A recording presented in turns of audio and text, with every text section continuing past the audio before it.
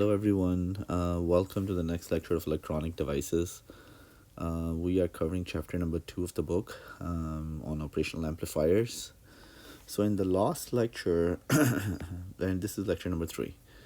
Alright, so in the last lecture we started with the inverting configuration of an op-amp. Right, so if I will just give you a quick recap. We said that, okay, we have this resistor connected to the source Vi R1, and then here's another resistor connected to the output R2, and our non-inverting terminal is grounded. We saw that while solving this, the overall voltage gain of this amplifier came out to be minus R2 over R1, meaning that by selecting different values of the resistors R1 and R2, we can control the gain of this amplifier, and the negative sign indicates that there will be a 180 degree phase shift in the output signature as compared to the input signal Vi.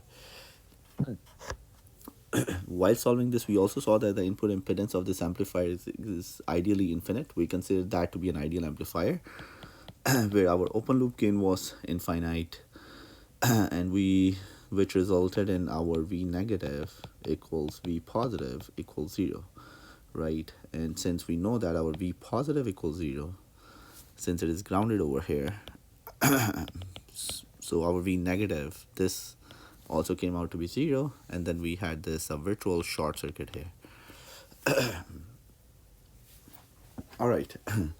So today we are going to talk about, we are going to start from here, but importantly what we are going to do is we are going to talk about what will be the gain of the amplifier when our open loop gain is not infinite, right?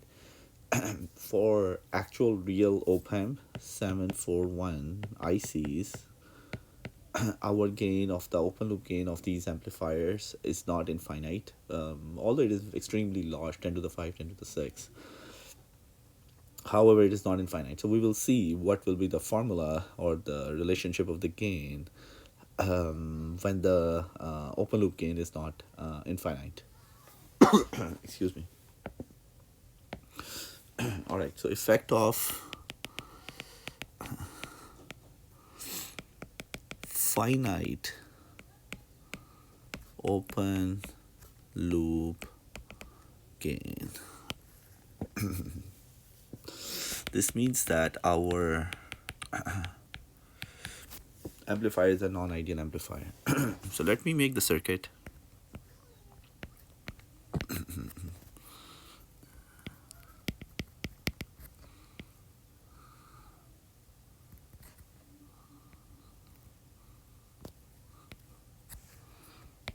Right, so this is our non-inverting configuration. This is our inverting configuration, sorry. All right, so this is our resistance RS. We can label it as an R1 and R2, or we can label it as RF and RS, where RF is a feedback resistance. Earlier we labeled RF as R2 and RS as R1. So anyway, this source resistance RS is a resistance that is connected to the source Vi input voltage. All right, and the most important thing over here is that our A is not infinite, right? A is finite, meaning, all right, so our open loop gain is a finite open loop gain. All right, let's also label these voltages as V1 and this as V2. All right, so if A is if A is a finite value, this means that when we do V naught equals A, V2 minus V1, we can no longer use A equals infinity and V1 equals V2 as we did in the past. Now we know that our V2 is grounded over here, right? Since V2 equals 0, ground, so So our V naught will come out to be A equals minus V1.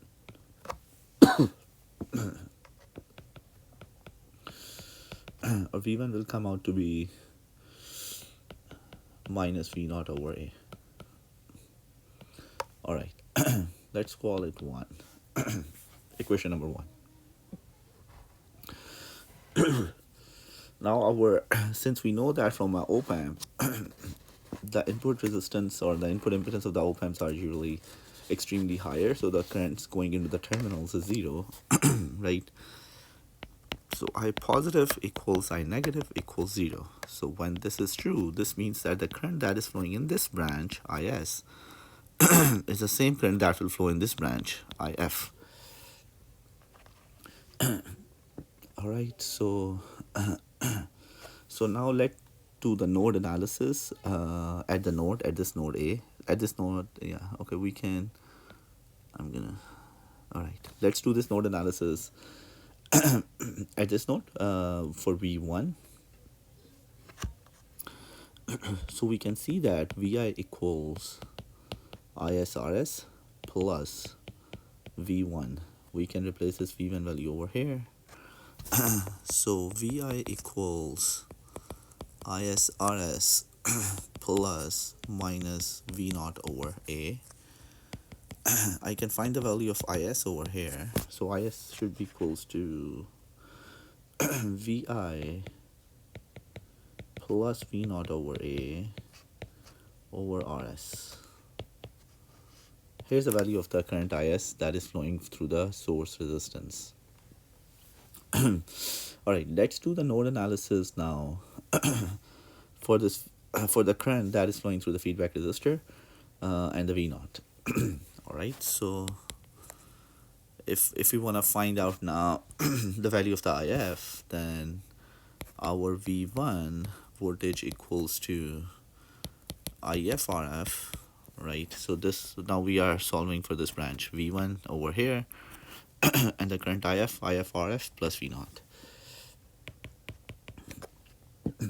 So over here the value of the current IF will be equals to V1 minus V0 over RF. Now since we know that since IS equals IF, so I can replace this value over here and the value that I will get would be equal to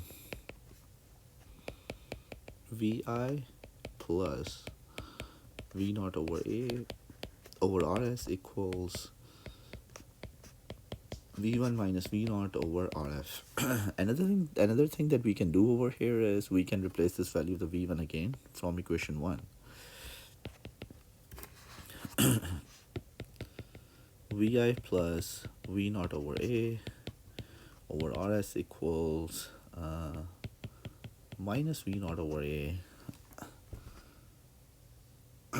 minus V0 over RF. Alright, so if we will rearrange this equation and we will try to find, right, rearrange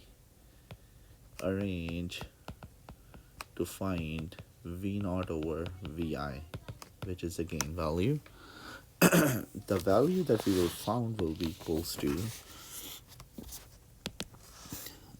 V0 over Vi equals minus RF over RS over 1 plus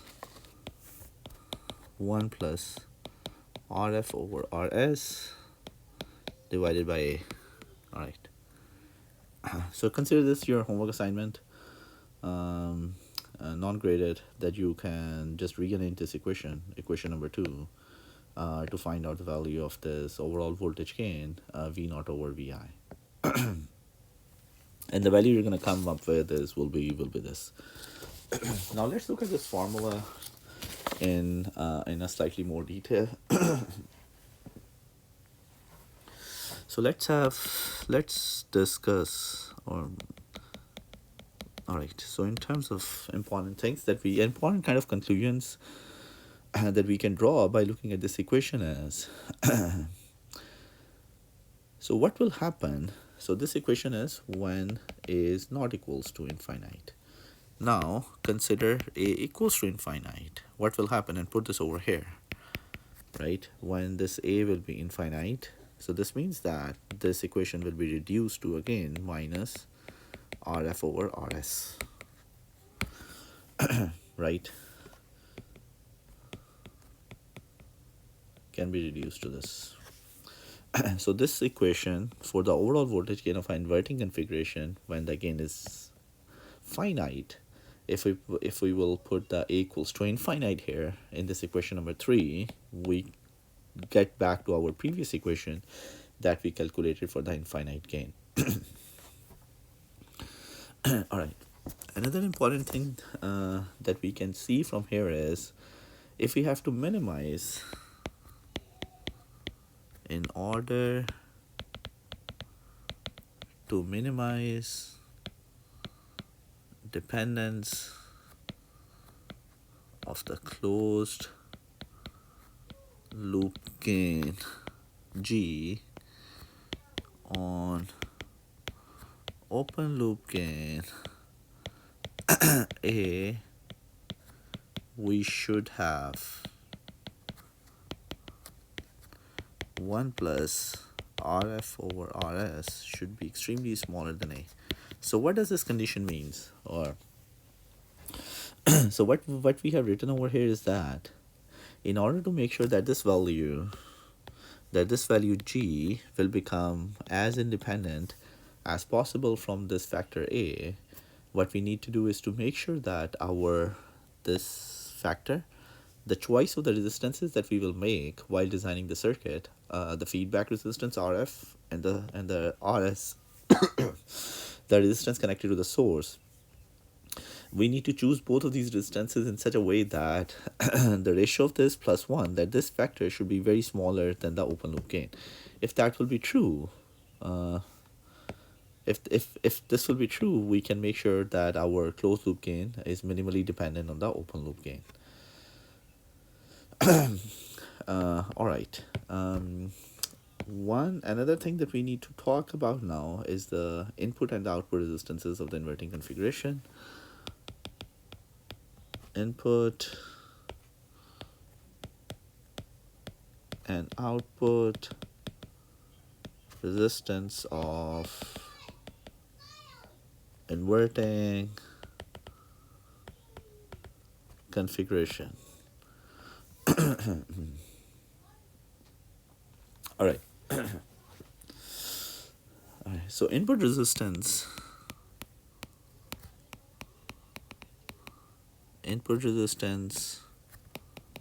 of closed loop inverting op amp will be, right? So if we will see the circuit, the circuit over here, we can see that the input resistance appearing at the input of the amplifier will be equals to Rn, equals to the input voltage that we have connected divided by the source current or Is that is flowing through the resistance Is, right? So this is equals to Rs. So our input resistance of the closed loop inverting op amp Rn equals Rs. Now this will have its own impact, because for voltage amplifiers, now if you remember from chapter number 1, for voltage amplifiers, we discussed that the input resistance should be extremely larger, right? To prevent the signal loss.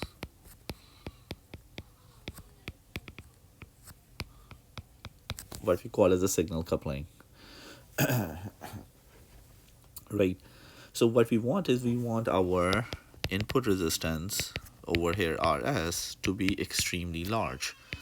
Now if I look at the gain, which is minus Rf over Rs, considering, or in the other case I will have Rf over Rs 1 plus minus RF over RS over 1 plus RF over RS over A, right? So whether you have a finite open loop gain or an infinite open loop gain, and if you select these resistance values such that this factor can be minimized. So the point over here is that irrespective whether you have a finite or infinite open loop gain, our input resistance should be extremely large. So if we will make our input resistance extremely large, right? So if we make our input resistance extremely large and keep our RF the same, our gain will go down. So what do we want? We want our gain of the voltage amplifier to be large as possible, right?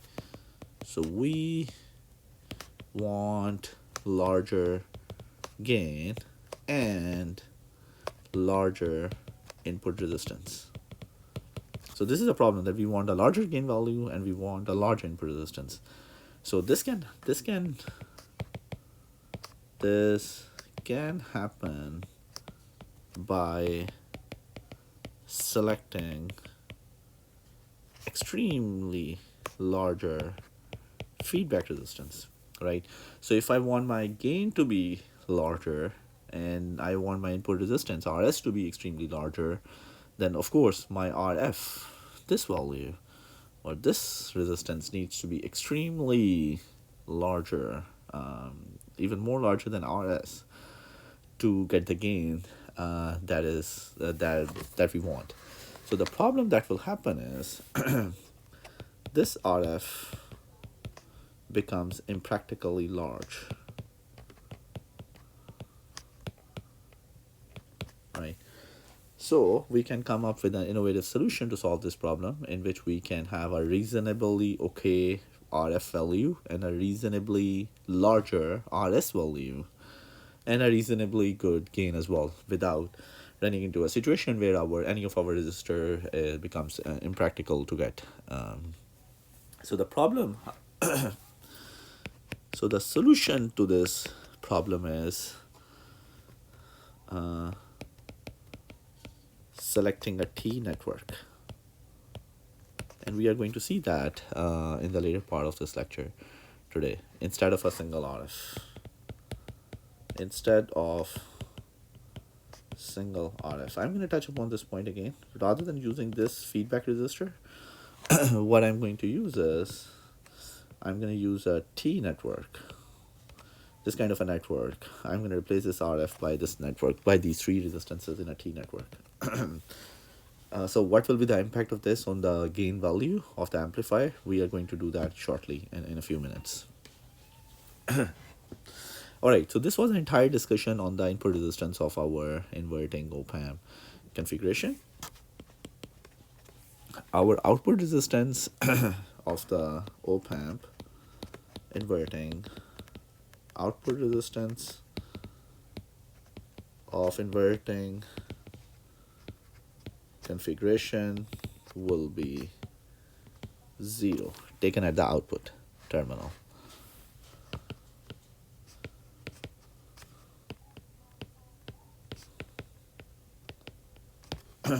All right, so this ends our discussion on inverting amplifiers. No, actually we have to do this T network before we end our discussion on this thing.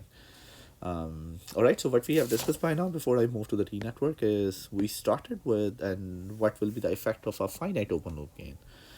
Right, for an infinite gain, we found the infinite gain equals to minus the feedback resistance, whether it is labeled as an R2 or R1, R2 or RF, or RS or R1. You can interchange these labels as you like. So the gain for the infinite open loop gain is minus R2 over R1 or minus RF over RS. So we saw that when the gain is finite instead of being infinite, our V2 is grounded, so V2 becomes 0 and V1 becomes 0. V1 becomes minus V0 over A. So we ended up finding the values of, we ended up solving this circuit, and we saw that the value of the gain that comes out to be is equals to this. So one interesting conclusion that we saw from here, that if we will replace the value of A over here to be infinite, this equation can be reduced to the equation minus RF over RS, which will be the equation for the gain when our gain was infinite. Excuse me. And further, we saw that in order to minimize the dependence of the gain, closed loop gain on the open loop gain, if we can make this factor to be extremely smaller than the value of the A, then this combined factor over here can be neglected in the equation, and the dependence can be reduced. Further, we talked about the input and output resistance of this configuration, where we saw that the input resistance is that RS resistance that we have connected to the source. And we discussed earlier that for the voltage amplifier, our input resistance should be extremely larger. So in order to make the input resistance extremely larger and the gain to be larger, my RF values becomes impractically larger. In order to solve that problem, we hypothesized this T network here. And this is what we are going to do next. And our output resistance of the inverting configuration was 0. That will be taken at the output terminal. All right. So let's do our second example now. No, actually, before example, I wanna show you the T network. All right.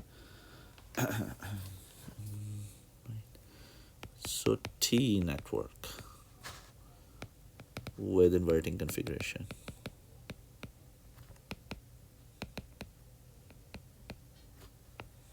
All right. So let me make a T network now. So you have voltage value VI over here. Here is the resistance. Here's another resistance, T resistance, V naught, and this is of course grounded. This is R1, this is R2, R3, R4. I'm gonna label this node as an X node. So the voltage at the X node will be Vx. This will be current I3. Current I4 is the current flowing through the R4 resistance. Current I2 will be flowing through the R2 resistance, and current I1 will be flowing through the R1 resistance. Sorry. Right, so what we are interested in is find an expression for closed loop gain. Right, so what we are interested in finding the value of G. And we can assume an ideal op-amp here. All right, so if we assume an ideal op-amp, we can start with, again, V naught equals, we know that A, V2 minus V1, since A is infinite, so this means that our V2 minus V1 equals 0, and V2 equals V1, since V2 is 0 because it is grounded. This means that our V1 equals V2 equals 0.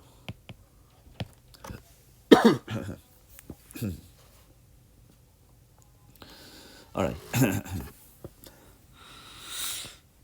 Right, so this was the voltage V2 here, and this was the voltage V1 here. All right. So let's solve. So the way that we can find out the value of the G, what we are going to do is we are going to find out the equations for all of these currents. That will help us solve the circuit and find the value of the G. Sorry. All right. So let's start with finding the value of I1.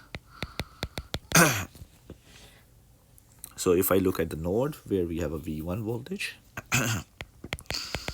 I1 equals Vi minus V1 over R1. I know that V1 equals 0, so I1 becomes equals to Vi over R1. All right. Now we know that since 0 current flows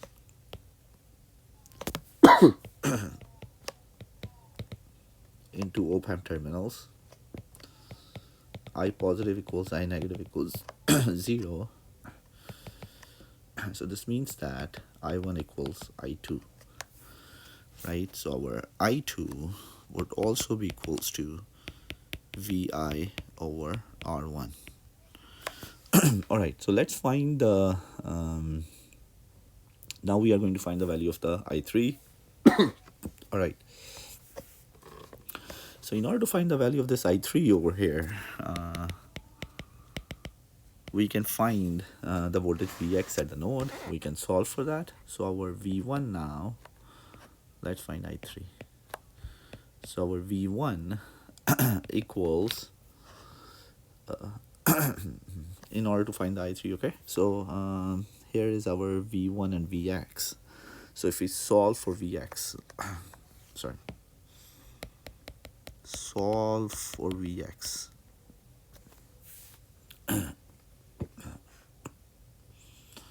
V1 equals I2R2 plus Vx. We know that V1 is 0, right? So this is 0. So Vx equals minus I2 R2, which is equals to minus, so Vx equals to minus I2 is V1 over R1, Vi over R1, Vi over R1 into R2. So this is Vx. All right, now let's solve for the current I3. Solve for I3 at this branch Vx. So I3 will be equals to, right? So if we will solve over here at this branch, at this node, so it will be 0 minus Vx over R3. I already know the value of Vx, which is equals to minus. So minus and minus will be plus. So I am going to have Vi into R2 over R1 divided by R3. So this will become equals to I3 equals Vi into R2 over R1 into R3. This is the value of the I3 current. So the final current value that we want to solve for is I4. So the value of the I4, if we look at this node again, Vx, I can see that the value of the I4 is a summation of I2 and I3.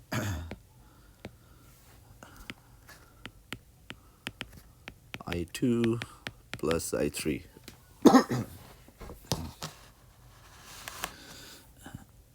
All right, so our I2 is Vi over R1 and I3 is this. So I'm going to put both of them here. So it will be Vi over R1 plus Vi R2 over R1 plus R3. So this is the value of I4 that we are interested in. Now let's find the value of V0. Again, looking at this at the circuit for the V0, we can look at this branch, right? So V0 minus Vx over R over R4, right? So our Vx equals to I4R4 plus V0, which is V0 equals Vx minus I4R4. Now I know the value of I4 and Vx, so I can just put in those values here. The value of the Vx is, going back to the slide, is, where is this one? Minus Vi into R2 over R1 minus Vi into R2 over R1 minus I4. I4 is here. I can take the Vi common here. 1 over R1 plus R2 over R1 and R3.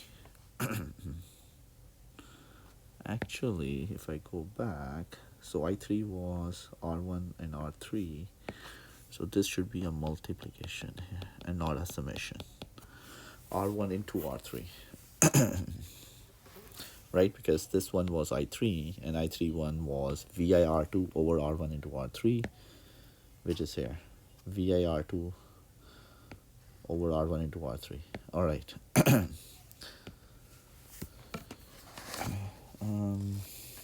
Into R4 now. All right. So I can take again the Vi common and take it on the other side. So V naught over Vi equals minus R2 over R1 plus R4 over R1 plus R2 over R1 into R3. So what if we will take R2 over R1 as a common? So V naught over Vi becomes equals to minus R2 over R1. If I will take this common, I'm going to get 1 plus. So in order to take R2 over R1 common, I'm going to get R1 over R2 into R4 over R1 plus R2 over R1, 1 over R3. So this should be cancelled out. So what I will be left with, minus R2 over R1 into 1 plus R4 over R2 plus 1 over R3 equals V naught over Vi, which is the closed loop gain. All right. Sorry, yeah, so I did not multiply R4 here actually, right? So this R4 should be multiplied over here as well. So I forgot. So R4 is here and R4 should be here as well. All right, so this is the formula for the closed loop gain of the inverting configuration again with the T network. And why we did that? Because we realized that our input resistance needs to be extremely large. So this means that our R1 value over here needs to be extremely large. And then we wanted to select our R2 value to be to get a very high gain. Our R2 value needs to be extremely large as well. That would become impractical. So that is why we ended up using a T network here. And now we are going to do an example to see this entire thing in play, where we will realize that how this network will help achieve a higher input value of the resistance, normal value of the output or R2 value of the resistance, and a higher gain value using this T network. So let's do another example now. All right, so let's do an example which is design an amplifier such that gain G value should be 100 and input resistance of 1 megaohms. So select an input resistance value 1 megaohms. Again, this is the resistance that is connected to the source voltage. And also, in order to make sure that we are using the normal values of the resistors that are readily available, and we don't want to come up with a resistance value that is too large, we have another condition, and the condition is to not use any resistance more than 1 megaohms. Right, so what we were given is the value of the G to be 100 and the value of the Rn to, which is R1 over here, to be 1 megaohms. These are the two values that are already given to us. And what we need to do is, in order to do this thing, in order to get a very high R1 value and a very high gain, what we need to do is we need to we are going to use a T network, and then we have to determine the rest of the values of the resistances. Solution. Since G is very large, we will use, so for example, right, if we don't use a T network here, right, I'm just gonna do this over here. All right, if we don't use a T network, if I use a regular amplifier, right, and my gain would be, let's say, minus 100, negative sign is just a 180 degree out of phase, and my R1 is 100, sorry, 1 mega ohms, what would be my R2 value, right? I know G equals minus R2 over R1, so my R2 needs to be 100 mega ohms to use a regular inverting configuration. Right, so if I will use a regular inverting configuration without the T network, my R2 value comes out to be extremely large, 100 mega ohms. Now we will use a T network and see what values of the resistances we will come up with. Okay, so we will use the T network now. So the value of the gain, which is the output voltage to the input voltage, is minus R2 over R1 into 1 plus R4 over R2 plus R4 over R3. Let me cross check. Yes, okay. So this is the value, these are all the resistances that we want to find. So we need to find a value of R2, R3, and R4. All right. So since we cannot use value more than 1 mega ohms, let's select R2 to be 1 mega ohms, right? So in order to get a higher gain, we want our resistance to be larger, right? Since we cannot use more than 1 mega ohms, right? So it makes perfect sense to at least select the same resistance over here. And then figure out the values of R2 and R3 such that we will get the value of G equals 100. All right.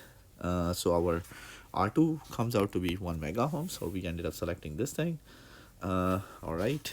Now, since we know that our gain should be 100, so we can put use this in equation 1.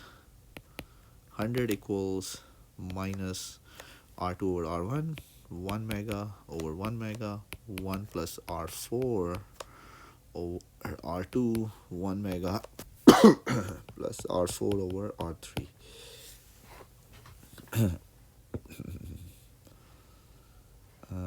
So this should be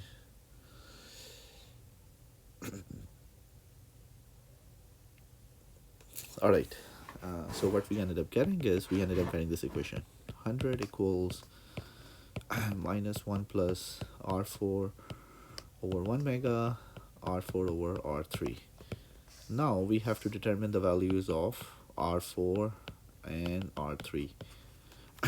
In order to determine these values now, since we have one equation, so what we can do is we are going to assume one of these values and then find out the other one. We're going to kind of assume or select one of these values and find the other one. Right. So again, what we will do is we can select the value of R4 to be 1 mega ohm as well, and then replace that over here. So if we will do, we are going to come up with 100 equals minus 1 plus 1 mega over 1 mega plus 1 mega over R3. So it will be 2.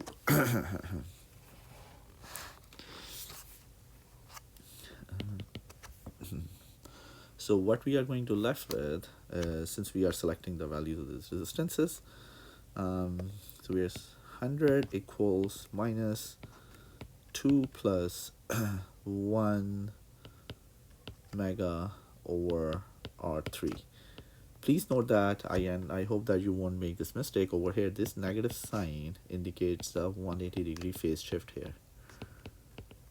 Right, so in order to calculate these values, I am going to ignore this negative sign,